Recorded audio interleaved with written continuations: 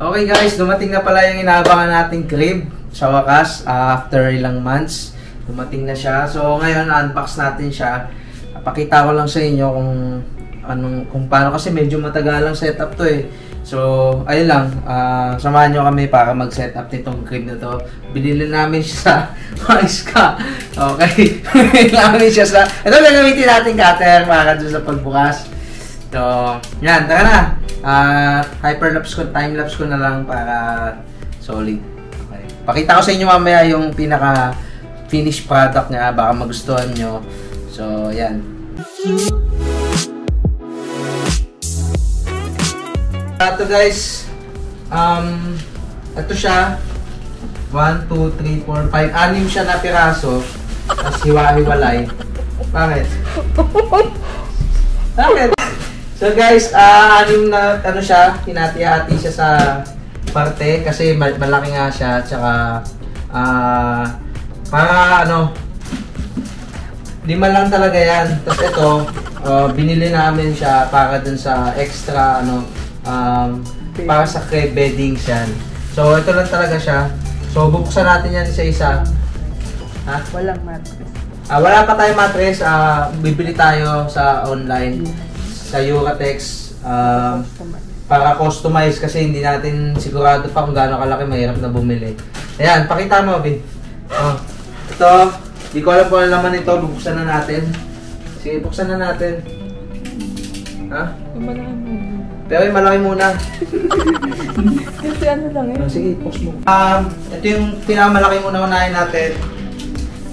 Sana walang damage, guys. Pero ito, may insurance to.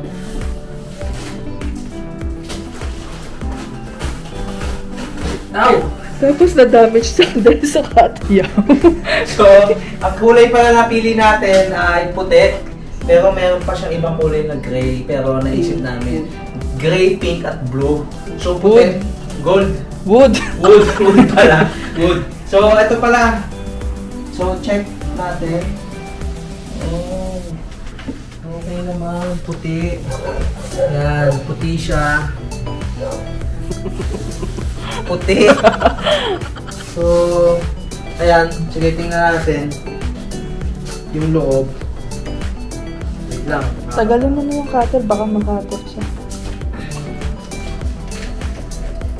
Kalas-kalasin muna natin yung mga ano, tsaka natin i-assemble. So, sige. Mga ano niya, screw, tsaka ayan. Actually, madali lang ito i-assemblein, pero kailangan gipitan. Hindi, manual. Ayan, may instruction naman, may manual naman eh. Ayan. Baliktad pa. Ibang klase yung salita niya. English? Ayun sa pinakauna, important. May English naman pala. Pero Chinese nga siya, pero may subtitle. May numbering dan. 4. Pakiyong 4. Okay. Huwag mo na. Ito na yung pinakamahaba.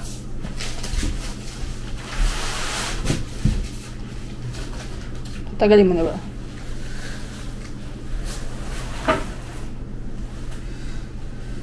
Okay. Mahaba, tapos... Oh, meron. Baka maipit. Kahoy yan, baka mabali. Wait lang. Tumuloy tayo sa kanila. Nakatakot kasi parang manipis. Manipis siya. Pero okay lang. Hindi ko matibay naman. Tibay naman. Meron pa pala dito.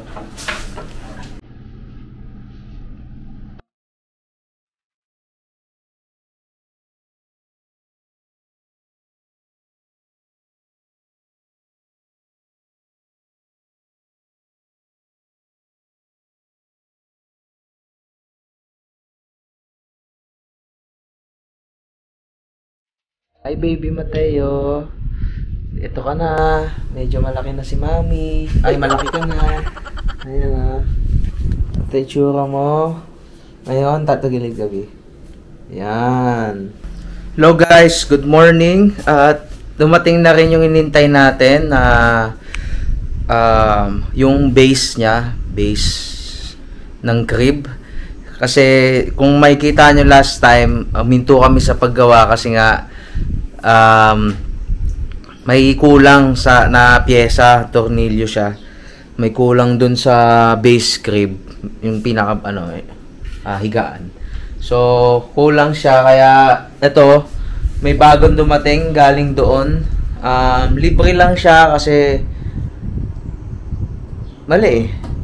Kulang sila eh. Mali sila ng pinadala. Hindi naman mali, kumbaga hindi rin nila alam siguro na ayun nga, na yung tornilyo ay kulang. So ang maganda doon, 'di ba, may base crib, base ano kami, base ba tawag doon, may base kami dito sa isa.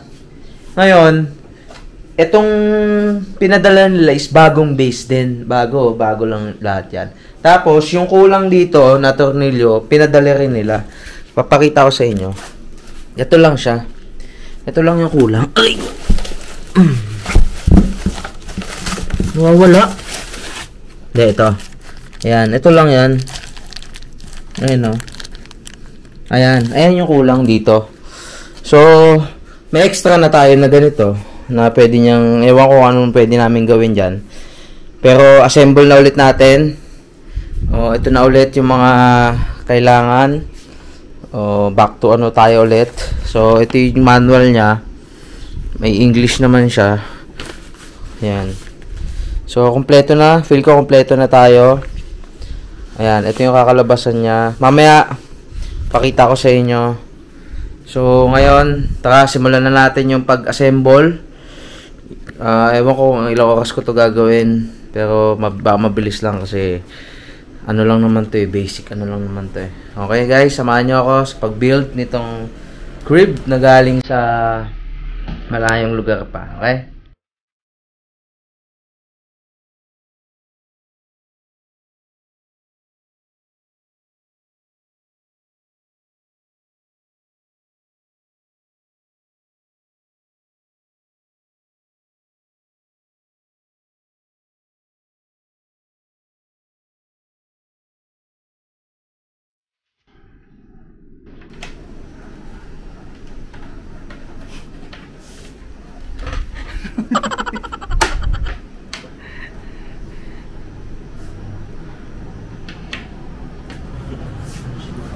Guys, malapit na pala matapos to. Madali lang siya ikabit. Kanina pa ako dito eh. Ayan, ito na siya. Mamaya, explain ko. Pero patapos na rin ako guys, mamaya. Sabihin ko sa inyo yung mga nangyari. Hindi pa ako dito. So far, okay naman. Medyo malabo. Push mo muna, mamaya.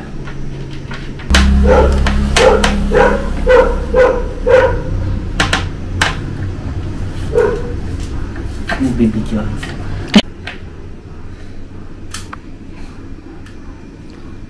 Style ko yun eh. Guys, ito na, medyo malapit na tayo matapos. So, kinabit ko siya alas 9. Ilang oras na ngayon? Alas 12. 12:10 na. So, 3 hours din may kit. Parang Baguio. De, ito. Ito na yun. Ito na yung full, ano niya, full force. Meron siyang iba-ibang style. Pero, yung style Low. muna namin Low ay, grade. ha? Low. High to eh. Low.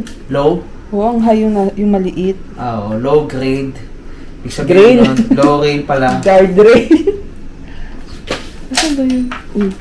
Low guardrail, ibig sabihin nun, hindi tapat mo sa akin. Pang baby pa siya. So, higa-higa lang yung gagawin niya dito.